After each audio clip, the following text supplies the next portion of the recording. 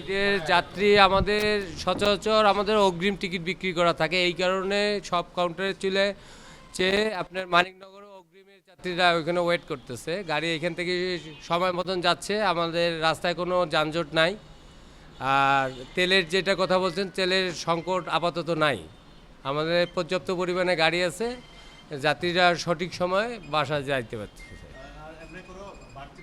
না, আমাদের কোনো বাড়তি কোনো ভাড়া নাই। আমাদের আগের যে ভাড়াটা ছিল 360 টাকা নন এসি, আর এসি ভাড়া 420 টাকা, এটাই আমরা নিতেছি। না, যাত্রীর আপাতত কোনো অভিযোগ নাই। হ্যাঁ, স্বাচ্ছন্দ্যে যাইতে পারতেছে এবং রাস্তায় কোনো যানজট নাই এইখানে। ধন্যবাদ।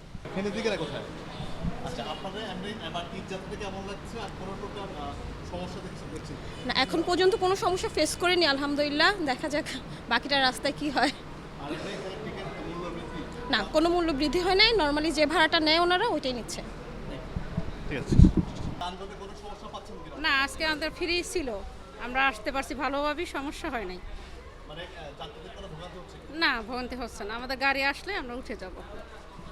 কেমন লাগছে সবকিছু মিলে এই যাত্রা? অনেক আনন্দ লাগতেছে, খুব ভালো লাগতেছে।